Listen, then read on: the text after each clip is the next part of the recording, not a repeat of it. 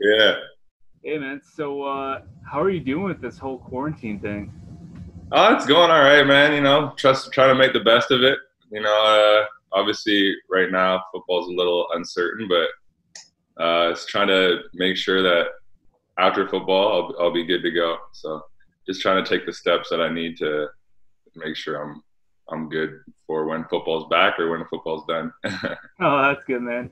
Well, Yeah. I'm going to be honest with you. I was really considering throwing a hat on just because I had my haircut done by someone who's not a professional, so I kind of got the whole quarantine haircut going on. So, Yeah.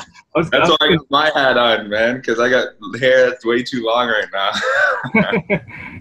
I don't know. I should have just waited and just had it done by a professional. So it's a little wacky at the moment, but uh, that's all right. It looks good. thanks, man.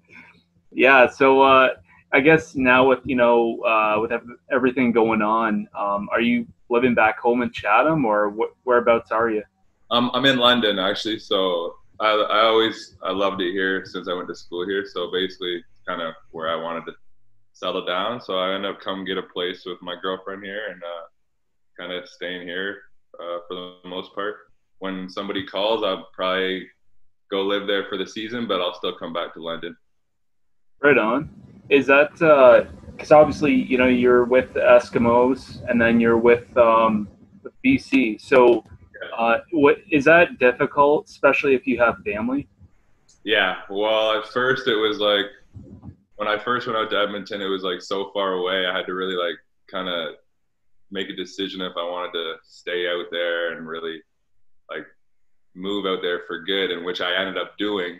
I moved all my stuff. I moved, pretty much changed my address, like all that. Got an Alberta address, and then um, things changed, and then I went to BC. So it was almost like after that, I realized it's just part of the being an athlete. Kind of, you're going to be moving around a lot, so kind of pick where you want to settle down and just accept the fact that you're going to be gone for 6 months of the year, I guess. So that's kind of what I've been doing now in terms Right. of. I guess like you said, it's just part of being the life of an athlete, and you know it's just part of the gig, I guess.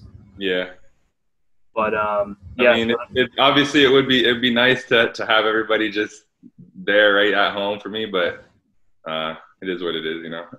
oh, did you like when you were playing? Did you happen to have like family come to the games, or how did that all work Yeah. out? Yeah, my mom would make it out at least once, like to Edmonton. She'd make it out once a year, and then every home game, sorry, not home game, every game that we back in Ontario. So Ottawa, Hamilton, Toronto, they'd all come out to it. So I get to see them for all those games as well. So, Right on. Now, obviously, like with a lot of guys I've interviewed that are in like that are playing sports, they've told me like, yeah, like we've had our families like they could have like free tickets, right? Now, would that like does that work with the teams that you've been on, or how has that all transpired? well, we get 2 free tickets for the like if you don't have any special requests, you get 2 free tickets regardless. But Okay. usually after that, you have to you get a little discount, but you still got to pay for them unless you barter with some of your teammates. You know, some guys don't need their tickets, so you kind of bug them, see what you can get, and sometimes you can get enough for free that you don't have to pay. No, that would be that'd be a pretty sick deal. That's kind of the same answer that some guy was telling me last week, and so that always works in your favor that if that does Yeah, happen. for sure. But you were kind of mentioning about some of your family coming to kind of more local games like Hamilton, Yeah. Ottawa, all these teams, et cetera, et cetera.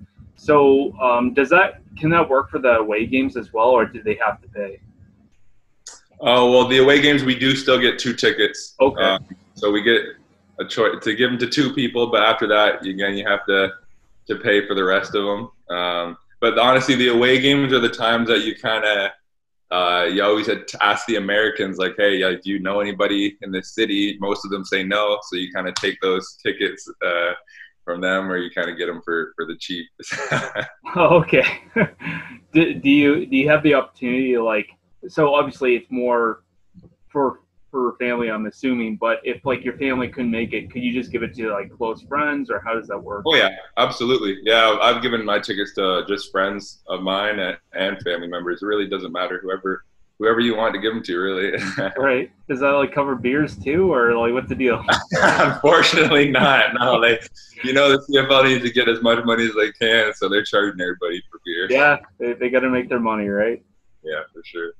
But yeah, so you're currently a free agent. So Yeah, have you had any offers from any teams? I just was speaking just preliminary with Winnipeg earlier in free agency, but right now just because of COVID and everything, really, a lot of it's just died down. So Yeah. I'm kind of just keeping positive, just staying with it, and whether it's this year or next year, I'm still going to be here. I'm still going to be ready to play. So. Okay. So is there anything that you do? Like, I mean, obviously, maybe not right now would be the ideal time, but is there anything that you do to prepare for a potential season, like as a free agent? Well, I mean, just keep in the gym, Right. staying working out. I mean, I know gyms aren't really running right now, but I have a place that I can go to work out and try to get on the field as much as I can, just keep the cardio in shape, and that's really the main thing. As long as I keep the body in shape, keep the cardio up. When somebody comes calling, usually be ready to go. Right. Now, with that being said, is it kind of an obligation for them? Like, so when you're signed to a team, is it kind of an obligation that they want you to stay in shape? Like, I guess it's a little bit of a stupid question, but like, is it obligation or is it just Is it just your own choice? I mean, technically, I guess it would be your own choice if Right. you don't want to work hard enough and you come back in bad shape. I mean, they'll just cut you. And especially in the CFL, we don't have a lot of like rules in terms of like our protection as players. So if they decide that we're not up to par or what they wanted to see last year, I mean, they'll just cut you. So if you don't train, I guess you want to get cut in the end. Well, the reason why I was also asking about that is because I've seen like, especially on like you'll find on the like the O line guys, like you don't see some that are like particularly in the greatest shape. So I mean, like I You'd get be surprised. You'd be surprised. Some of them, I mean, they might not look like they're in shape, but they actually do work out a lot. It's just the fact that they eat so much that they got to keep on those pounds just to kind of fight off the big guys. well, it's interesting because I played high school football and I would be surprised how many like I always found it was always CK that always had really small guys on the defensive line. I'm thinking, you would think that you would want someone who's moderately big and Right. has the uh, has the speed in the yeah, I guess speed, just to be able to push through the bigger guys on their own line. Yeah, yeah, for sure. I mean, one thing in Chatham is there are not a lot of big guys to begin. No, there's not. I think they kind of get whoever they can or who's willing to play there and just let them go. But the change once you get to like the bigger cities and everything, it's a lot different. I found like they just have bigger people here. I mean, more people to choose from. Well, and Bigger, that's yeah, it. I mean, it's London, right? yeah, So yeah, yeah, like I said, it was always good for me because I'm like 5'8", 5'9", and I was about me being 17 at the time. Yeah, right. 5'8", 5'9", and I was like 200 pounds. So like 190, 200 pounds. So I wasn't a big guy. And so I was lucky. I was fortunate enough that I didn't have to, go against the biggest guys. But Right. I was prepared for it because I had some big dudes on the team. So Nice. Yeah, for um, sure. I mean, yeah, sometimes the smaller guys can slither through the line, man. Like I you think know. you can get through there, you can get the sack. I mean, I've seen it multiple times. Yeah, for sure. I mean, I don't know. Like, I guess if I was a smaller guy, yeah, I wouldn't want to be hit too much. But it's part of the game. If you want to play, you gotta. I think with any sport, any contact sport, it's not so much. I mean, you can be skilled all you want, but I mean, you have to learn to take a hit because Like that's the name of the game. So Exactly. It's a physical game. If you're not ready for it, then there's a door. yeah. uh, talking about being physical here. So correct me if I'm wrong. So did you used to take karate when you were younger? I did actually. Yeah. Okay. That's crazy. Yeah. All right. So you might be wondering how I knew that. So you took the Shotokan karate, correct? I did. Okay. Shotokan. Yeah. All right. I don't know how my dad has the best memory. Like it's weird. He'll remember the smallest things, like things that you shouldn't remember. And I actually took Shotokan karate in Chatham. Oh, no And way. I started when I was about, God, I would have been grade 5. So I was about 11.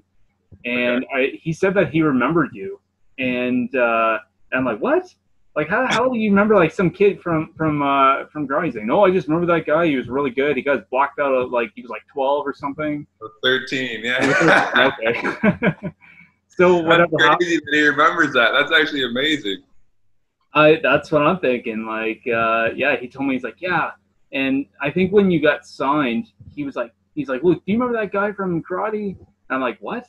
And he's like, yeah, that guy. He got his black belt. He was really young when he got his black belt. I'm like, no, like, I was like 11 at the time. At the time, I wouldn't have any recollection of that.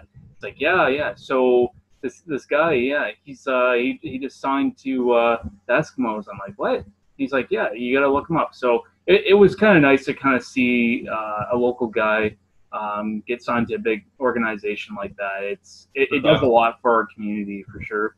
That feels awesome to hear, man. I love hearing that. Just to hear that it reached more ears than I expected. Like it makes me feel warm, man. For sure. Love it.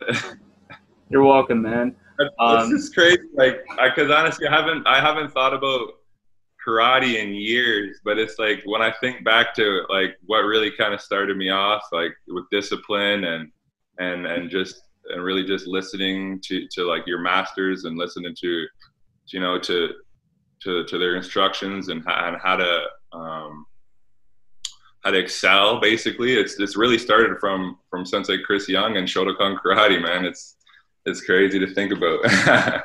Yeah, well, yeah, because I think that it doesn't matter. Like people look at karate and say, "Well, you got to be disciplined if you're in karate." Well, that there's truth to that, but I think the whole idea about the discipline and the respect, it's something that you learn from karate, but it's something that you carry through your whole life. Absolutely. And whether that be you're playing football, you're playing different sports, or whatever you're doing in your life, it reflects on what you're going to do with your life. So, for example, for you, if you're playing football, you're going to you're going to take stuff that you learned as a kid, and you're going to apply that to your coaches. So, if you don't like what your coach is doing, well, you still have to maintain that respect. So Exactly. No, for sure. That's really what before I went into karate. I think I was a little bit out there as a kid. I kind of my mom, she wanted to handle me a little bit more. When going into karate, it taught you discipline, and I took that and ran with it, I guess. Right on. Actually, just hold that for a moment. So I just want to thank you for signing the ball for my dad. Oh yeah. I'm not too sure who he got in contact with, but someone had you sign it, so I just thought I'd thank you from me and him. No problem. Yeah, so kind of going back to football here, enough of the karate. Yeah, so, for sure. So you being like a defensive back, did you ever have the opportunity to play any other positions? Yeah. So when I first went to Western, I was actually a wide receiver. Oh, okay. That's that was my like favorite position, and more or less I played it playing for the Chatham Cougars, and that's kind of how I got scouted. It just so happened like through the first couple years of university, there was a lot of people that played receiver at Western, so I kind of got lost in the mix. Third year rolled around, they had a few injuries on the defensive side of the ball. And my coach had called me in and basically asked if I would be willing to play defensive back. And I mean, I was up to it because high school, Ursuline College, my first position was defensive back. So it was kind of an easy transition, and it ended up working out pretty well. Yeah. Did you? You're saying it was an easy transition. So going back to your other position, was that hard to go from defensive back to your newer position, or how did that all work out? Well, I mean, at first, switching from receiver to defensive back was kind of like I had to remember tackling again. Like that was like the Yeah. hardest thing to try to remember to do is straight up just going out there and making a tackle because it's like so used to I'm dodging people now and I'm staying away from getting tackled, but now it's like I have to be the aggressor. So I remember like going out my first game, they put me back out there and I completely whiffed on my first tackle, and it was almost like, oh my God, this defense is not for me. And then they took me out after a couple days, a couple weeks go by. I'm still training, I'm still working, and eventually I get my chance again, and it works out. So, and I kind of just rolled with it for the next couple years until CFL came calling. Right on. Yeah, yeah, no, I could see how that could happen. I mean, I would want to say I could relate. I mean, I only played high school football, but yeah, like I played for 3 years in school. I played pretty much just O line. I played all the O line. They would switch me back and forth, but yeah, like I remember they would throw me on defensive, like on D line. I'm thinking, oh geez, like all I was told is just get the quarterback. That's all we want you to do. I'm like, okay, that's pretty easy. Easy, and like you gotta go, right? Yeah, and just how the stance were and everything, it threw me off. And then you're basically doing the opposite thing. So you'd be doing O line to block D line, then you'd be going to D line to try to go around them, right? So yeah, pretty much. And actually got to the point where some guys on our team were getting injured. So as me, I think it was my grade 12 year, because grade 11, I was like kind of the newer guy to the senior team, so I didn't play as much. But in grade 12, I was pretty much a regular starter, and yeah, I got to the point where we had some guys that were quitting the team. It just happens, and then with the injuries on top of it. So I was playing like both sides all game long, and for me, like I used to smoke in high school, so like just the cardio and everything, like I was like, I'm like dying through like half the game. So you weren't the only one, man. I promise you that. Well, you had some guys on your team that would like smoke on the side, or what's? I mean, it's high school, right? So everybody does their whatever they want, kind of, whether it's to despise their parents or feel like they're cool. I mean, it's high school, so everybody does something they might regret. Oh, 100%. But yeah, so what would be your favorite and not so favorite moments of your CFL career so far? My career. Well, by far my favorite moment in Hamilton, I got thrown in the game for an injury. And a lot of the time when a quarterback sees a new defensive back thrown in the game, they're going to try to throw at him. I had an idea of that, so I kind of knew they were going to try to throw at me. Just so happened I covered the guy good. I got my first interception, and my whole family was there at the game. So it was just a surreal moment just for my first interception to be like in front of all them. It was just unbelievable. And I'd say my least favorite is honestly the game against Calgary. 2 years ago, Labor Day game, I probably should have had 3 interceptions that game and just dropped them all. So it's just things like that you don't forget. And those things, I guess, like the things that I've messed up on, I always remember them. So those are like the things that are hard to get over. But you got to take the good with the bad at the same time. Does that ever like affect your confidence by any means?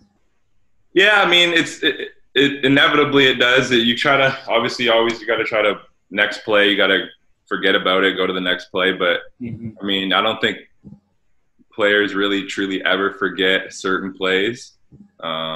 You'll always remember the certain plays where you think you could have made a difference here, you could have made a difference there. I think most guys remember those plays honestly till they die. So I mean, you suppress it, but you always remember it, and try not to let your confidence get too damaged. Oh, 100%. I guess.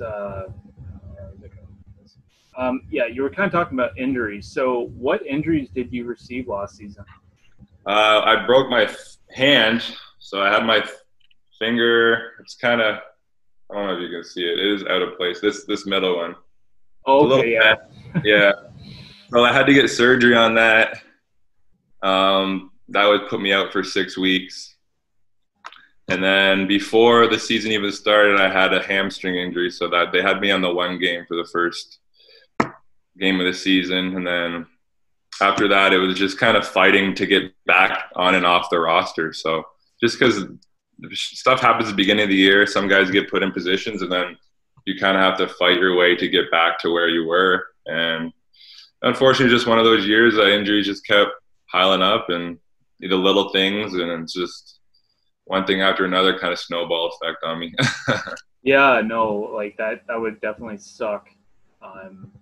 How did you break your hand in the first place? Well, I went for a tackle in a game against Saskatchewan. Got my finger caught up in his jersey.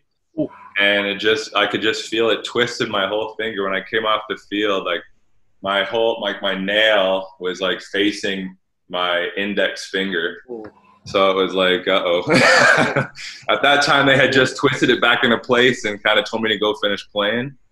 But after about 3 or 4 more times of bashing it against some helmets, it was about time. I was like, yeah, I can't do this anymore.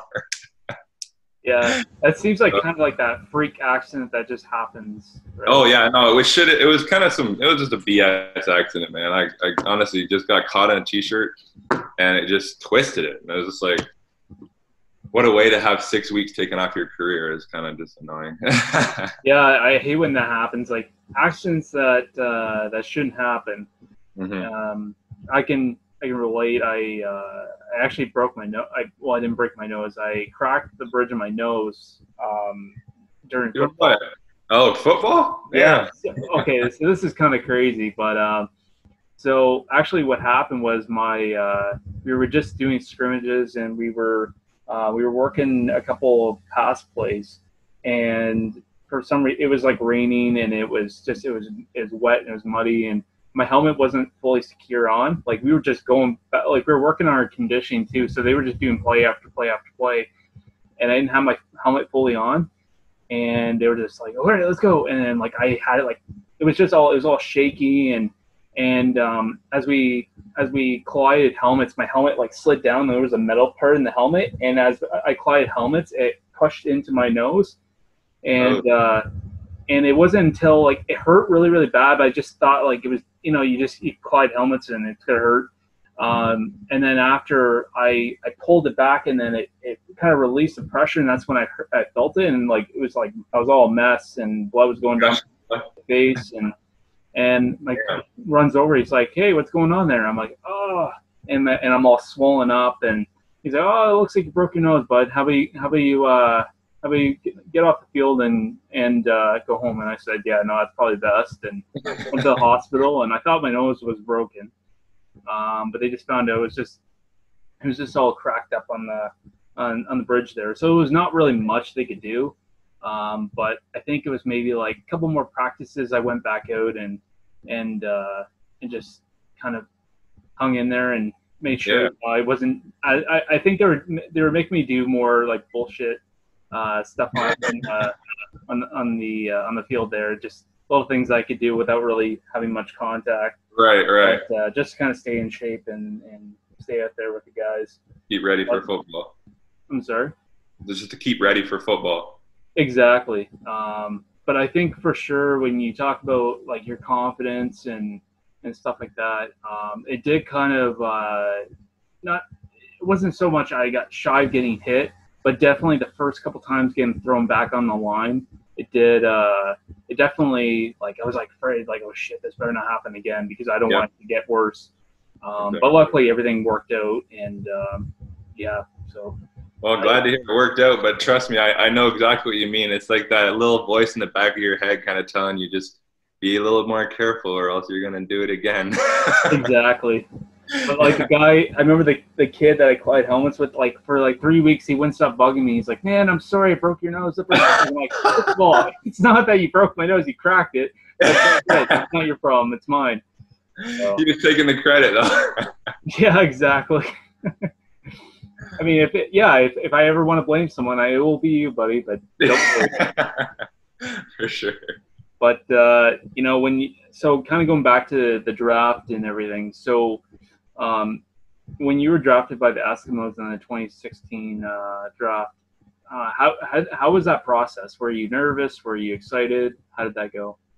Yeah, I was definitely nervous. I was just at my grandparents' house. My grandparents, my mom, my stepdad, and my girlfriend, and just taking it easy at home. Honestly, they only do the first 2 rounds on TV, and then the rest of it you kind of watch online, just updating it online. So we're just sitting there watching the updates online, and came across 5th round. I went to Edmonton, and I was super surprised because I had really only talked to East teams all leading up to the draft.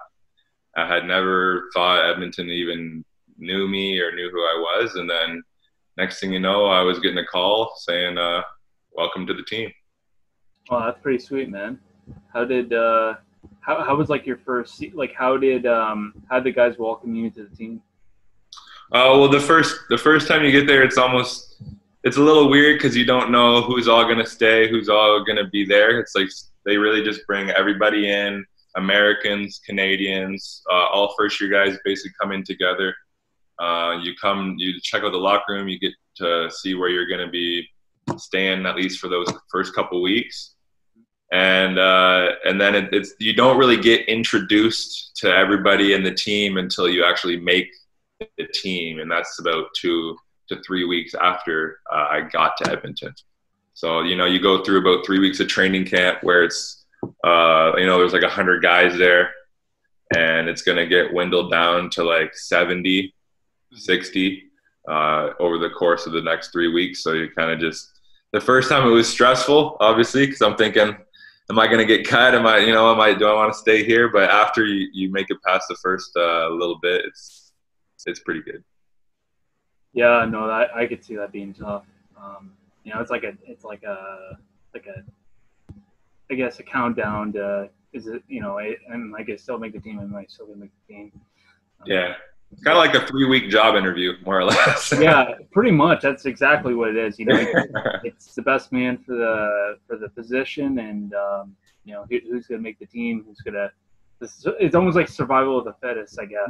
Yeah, literally. Yeah, it's literally that. Yeah. I know that was a little. That was a little. That was a bit harsh there, but no, like literally. That's pretty close. Yeah, so I mean, obviously you're still a free agent, and you're still waiting, and obviously with everything kind of going on, everything's kind of probably put on hold. Yeah, it seems as that well way. as the season.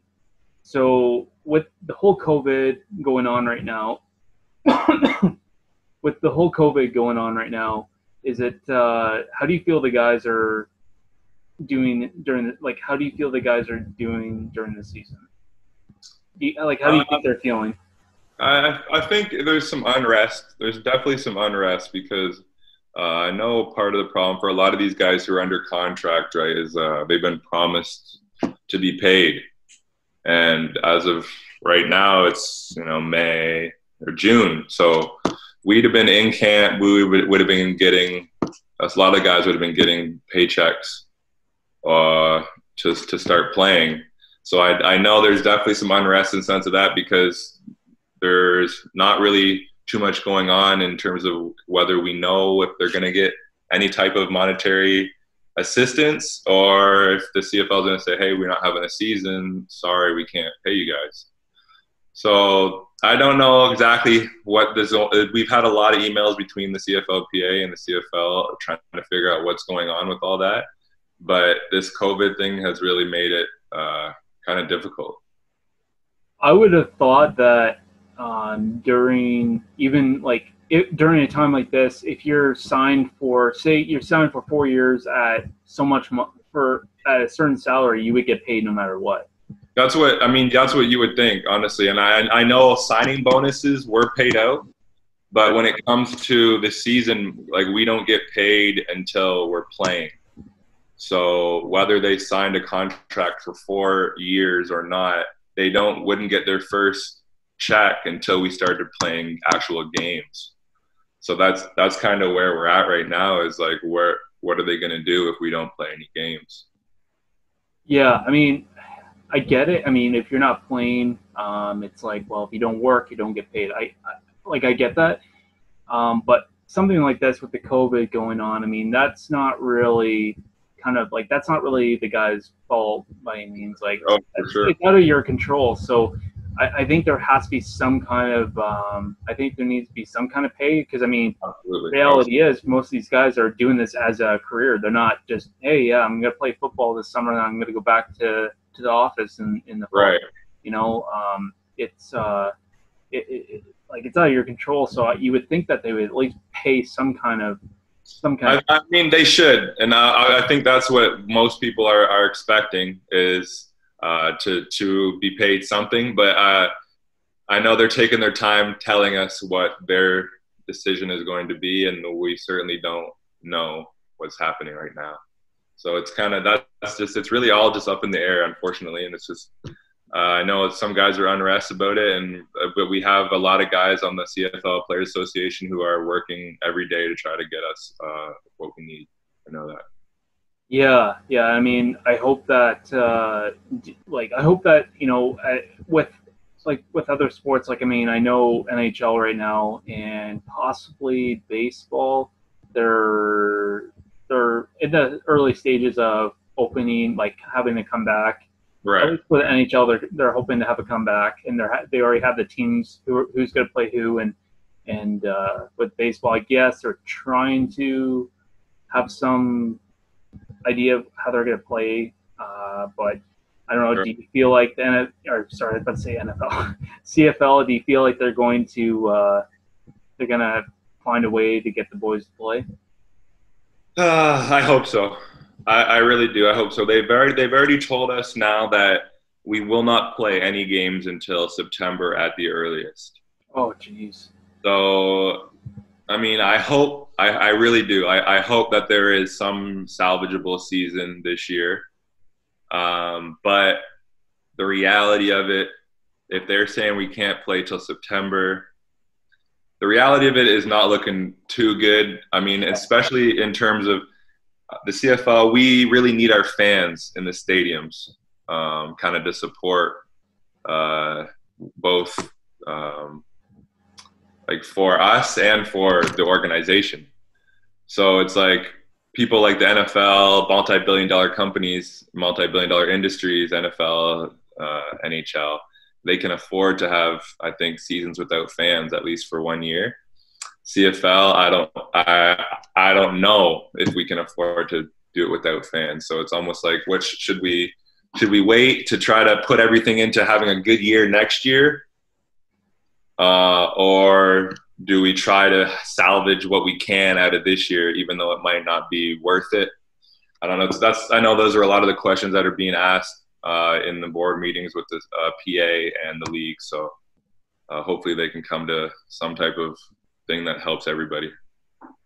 Yeah, well, I hope that hope they figure out something. And I guess that is kind of the $1 million question. I mean, do you just kind of get whatever you can get out of this season, which will never be the same? No.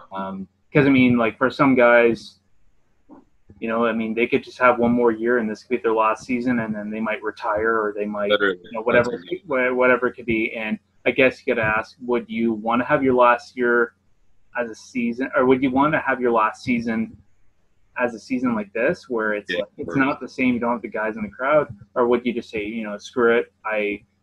Do we just wait until next season? Hopefully, I get re-signed for that 1 year, or I get to play another season. It's hard. It's a hard. lot of questions.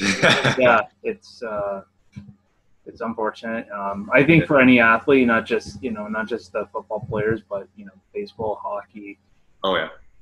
Yeah. So I guess that's kind of reminding me of a question I was going to ask you. So obviously, you got signed to the CFL. Was that always your dream to get there, or did it just kind of work that way? I always wanted to play professional football. Whether it was obviously the NFL was like a true goal, right? But CFL, the older I got, the CFL became a more realistic goal, and that's kind of what I realized was like if I really want to play professional sports, maybe I should try to go for the CFL because it's Canadian. They want Canadian players, and it's a Canadian game, so that's what I chose to do, and I was fortunate enough that I met the right people and it worked out. Okay. Now, was there any thoughts in the back of your mind? Like, did you have any backup plan if something hadn't have worked out? Honestly, I had always told myself if I didn't play football, I probably would have went to college for a trade.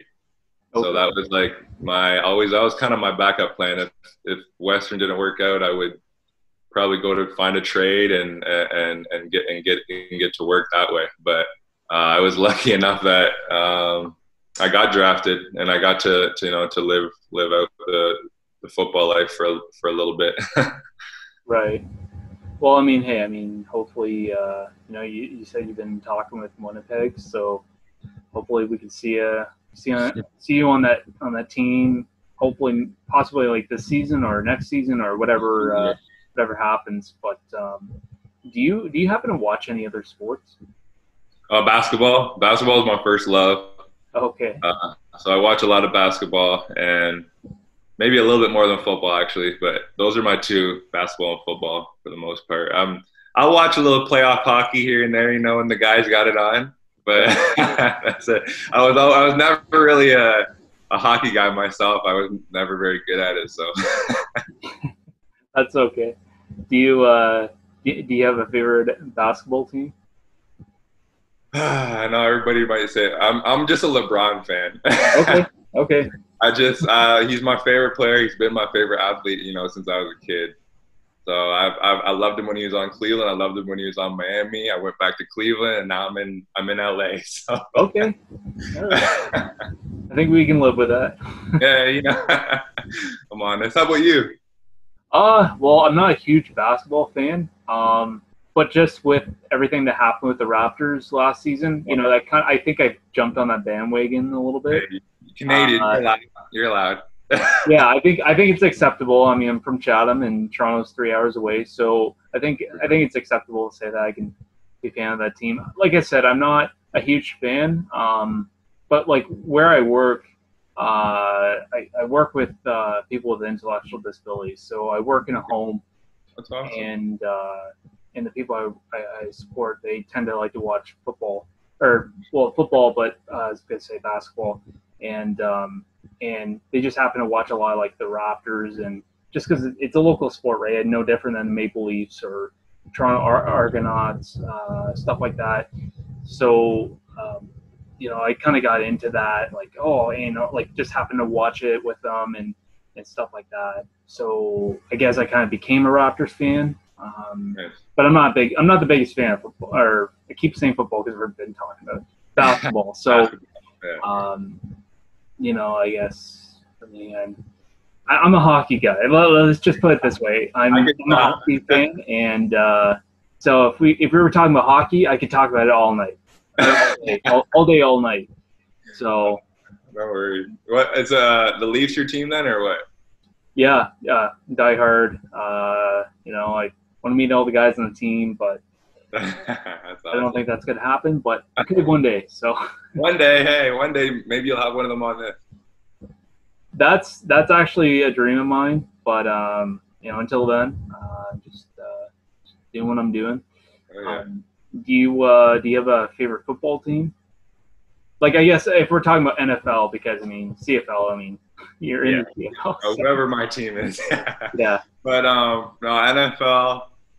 Once again, I get a lot of hate for it. I'm a big Patriots fan. I'm a big Brady fan. I know, but I have been since I was a kid. Honestly, I could show pictures. I could show proof if I have to, but no, I've been a Patriots fan for a long time. So, sad to see Brady go, but I'm still a fan of the team, and obviously always will be. But yeah. Yeah, no, I like the Patriots too. I know everyone's annoyed about it because they've only made the Super Bowl like so many times. So Right.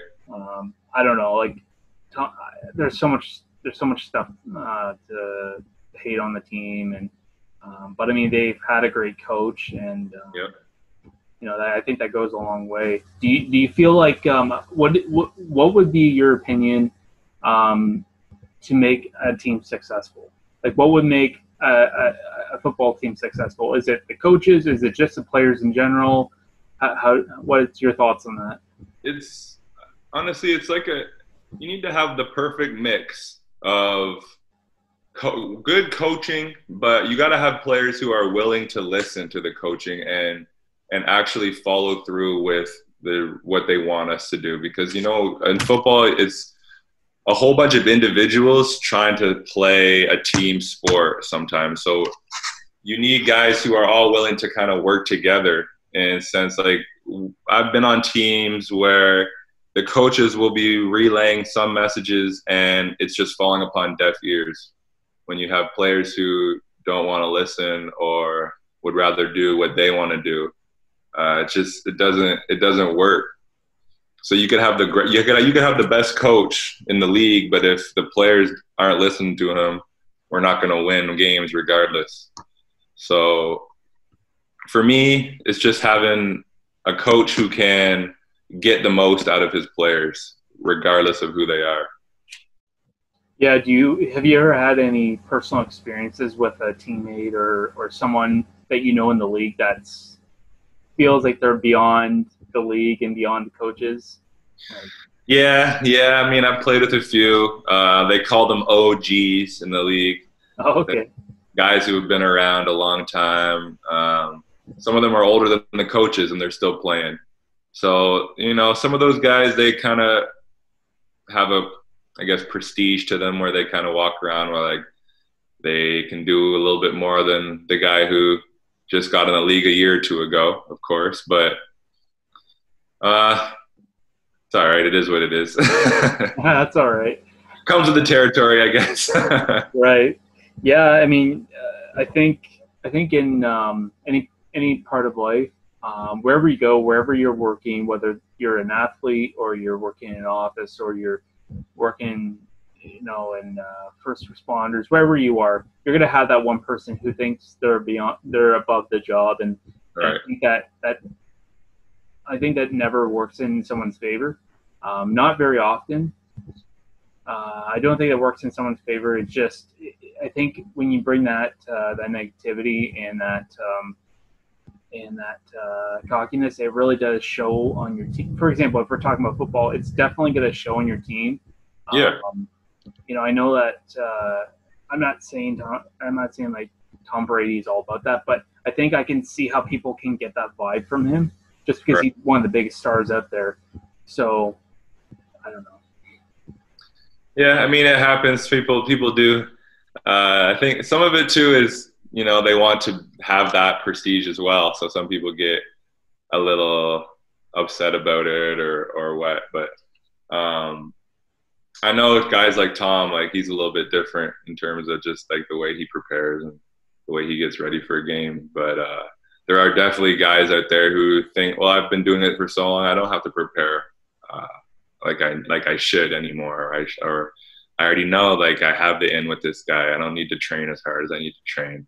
Right. And in the end, that's going to just tear the team down. So as long as you can get rid of those guys, you'd be all right. Yeah, 100%. Do you have any NFL or do you have any football idols? Idols? I mean, I know you're a big fan of the Patriots, but besides Tom Brady. Oh, honestly, my biggest football idol would be my grandfather. Um, he's the first person that I knew to talk to me and teach me the game. He showed me his pictures of when he was younger and playing football, and he's told me multiple stories about his playing days and how he got my cousins involved, and ultimately that's how I got involved in the game. So if I really had to pick one idol in the game of football, I'd have to choose him. Right on. No, that's nice, man. Yeah, so I kind of went through a lot with your football career. I guess I got to ask. So I was looking through your Instagram, and I saw that you're really getting involved with supporting what's going on in the States right now with the Black Coat Tuesday. So what are your thoughts about this whole situation? I mean, it's got to end. We have to find a way to end police brutality, and not even police brutality, just brutality against young black men. It's there's really no other words other than it needs to end. I mean, it's 2020. We have been dealing with this for.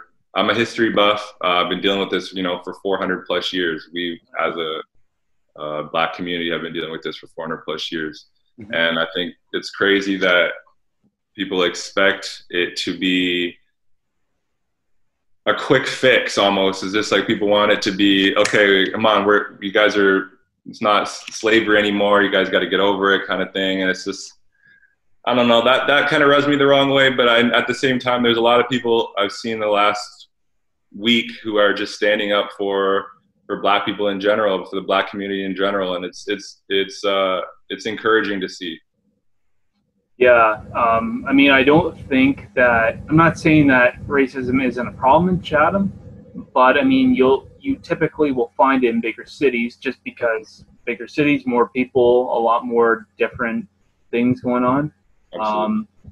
But I think it's not so much just the police, it's just how do we, what's our attitude towards people.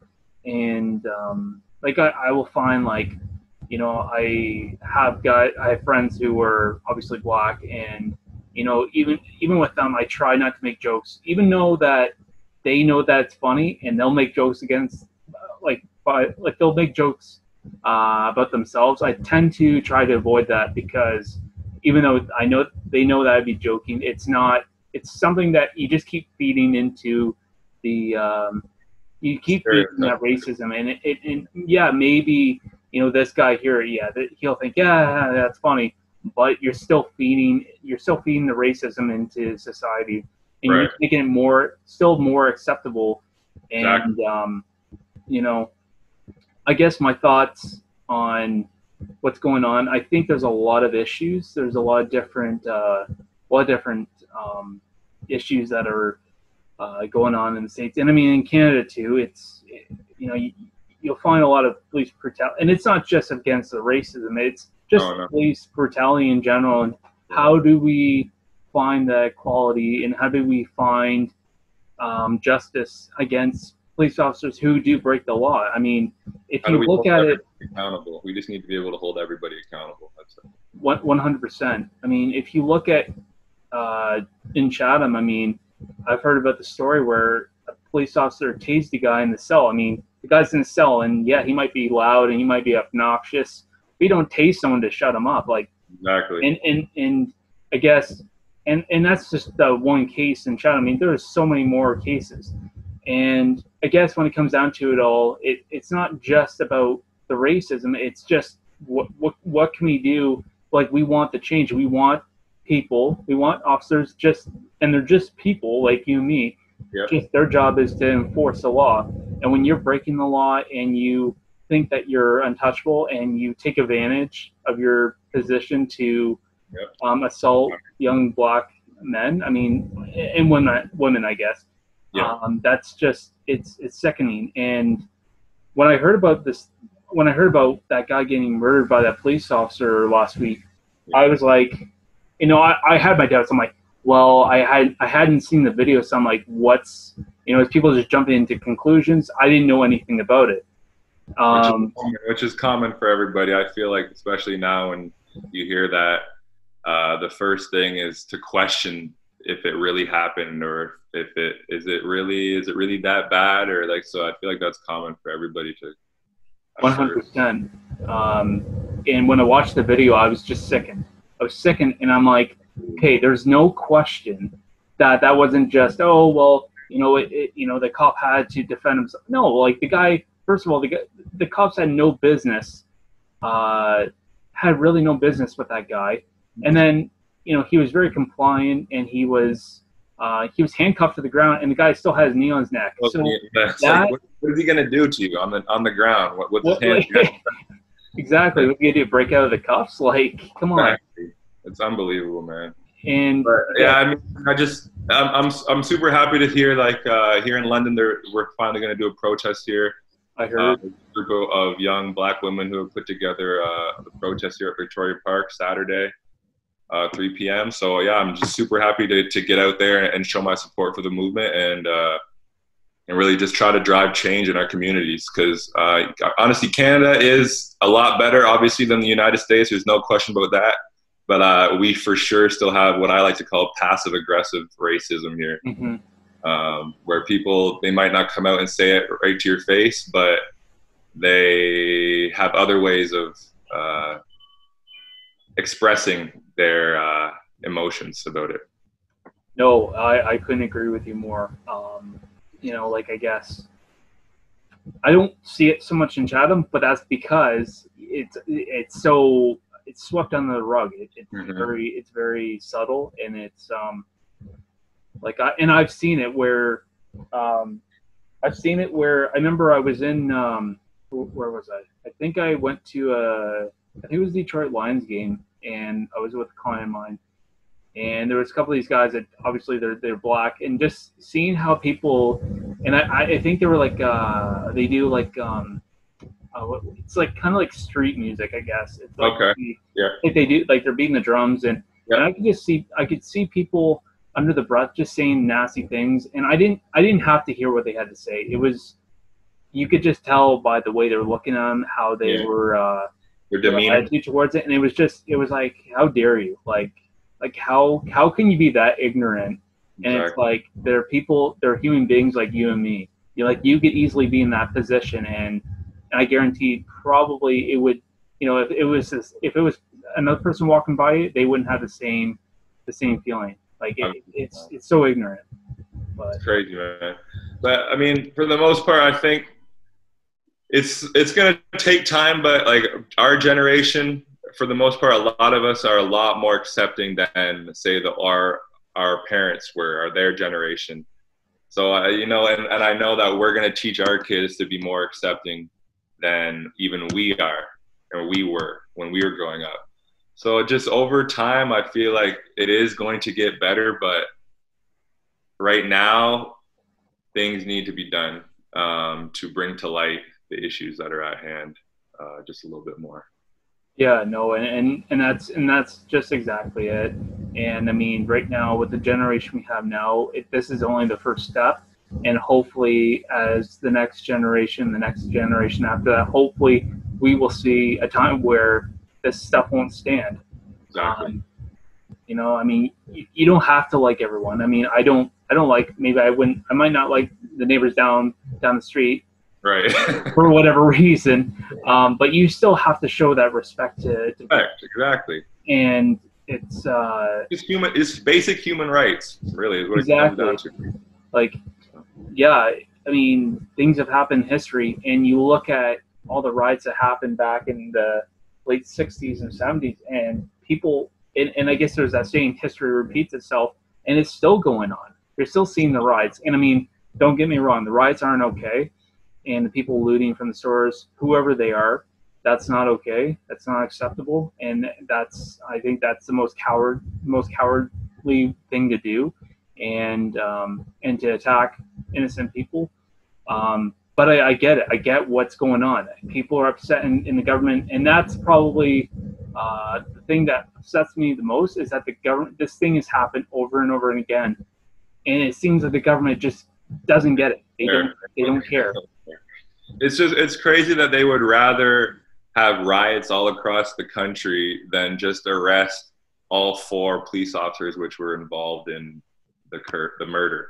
Mm-hmm. It's just they would rather them not seem like they're wrong. They'd rather the whole country burn almost. It seems it's just strange, but hopefully in the coming weeks that they can come to some decisions. I think that if they were to arrest the remaining officers, a lot of this stuff would die down a little bit in terms of just the rioting.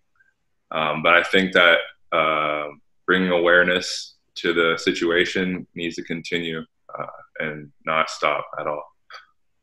Well, I know. I think no, I don't know. I think they all got fired. The one main officer got charged with Yeah, third-degree murder. So far, yeah.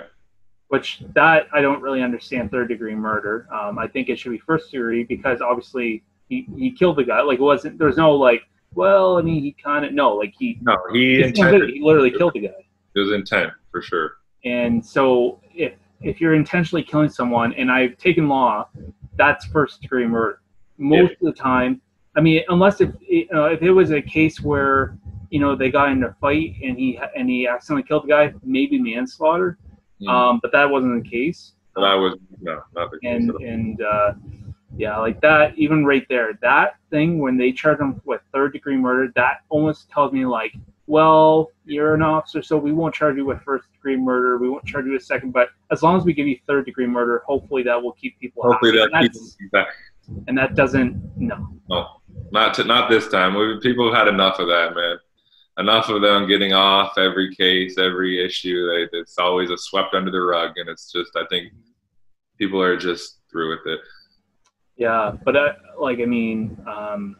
just us in Canada here, like just how many people are showing support, and how many people are just there to show that, hey, you know what, for the community who are affected by this the most, we have your back. Showing that we have you, we're here to support you guys, and we're here to show you that no, it's not just the Black community who are fed up with this shit. It's everyone, and we're here to stand together as one. And that's what our country should be, and that's how the state should be. But right now they're not quite there yet. Not quite there yet, no. But hopefully one day. I don't know if you heard, but so you mentioned that London was having like the protests going on. I guess Chatham is as well. They're doing something maybe next week. I think it was London this Friday. They're gonna have that's on Saturday in Saturday, London. Sorry. Yeah. In Victoria Park. Yeah, I'm not too sure where Friday. He said something about Friday having some somewhere. I'm not sure. But all right. I'll have to look into that.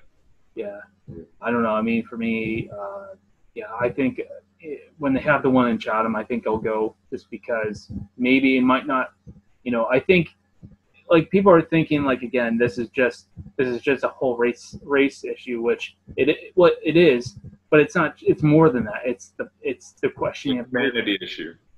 And it's how are we going to make change to make sure that this doesn't happen anymore? Exactly. Whether that be, we're going to make sure that we're screening people when we're hiring them. Are we, when incidents happen, are we going to make sure that we take the right corrective measure? Because I mean, if you look at the record that the one police officer had and his one partner, they had so many infractions against them, like so many complaints. Yes. He was known for being abusive to his people that he would have in custody. Exactly. And you gotta wonder, like, so it took that many times to figure out that this guy is not a good person. And it's not just about him being racist. He's just not a good person. And you're gonna give a gun and a badge and put his decisions in the lives of other citizens, like that. I think that's the biggest issue right there that needs to be resolved. So completely wrong for sure. But yeah, they need to do some more screening for these police officers. At least try to find a way to have, I don't know, a little bit better people we were working. Obviously, like it is true. Like one of these bad apples kind of makes it look like all these police are like that. And when I know that's absolutely not true. One of my best friends is a police officer in London, Ontario, and I know for a fact that he's not discriminatory or anything like that at all. But it's unfortunate that police officers like Derek Chauvin just make it look bad for all of them. Yeah, and especially when it's a white officer killing a black man. I mean, that's the worst Exactly. representation of police. That's the worst thing that could happen. For sure. And you know, I mean, we could go on all day about. Yeah, we really could. Yeah, we could. But yeah. But anyway, Josh, I just want to thank you for coming on here and Thank you for having me, Luke.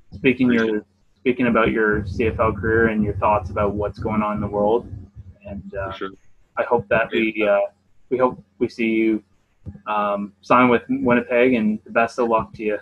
I appreciate that, man. Thanks a lot. Have me. I'll be happy to be on anytime again. Perfect. Thanks, all right, Josh. All right, take it easy.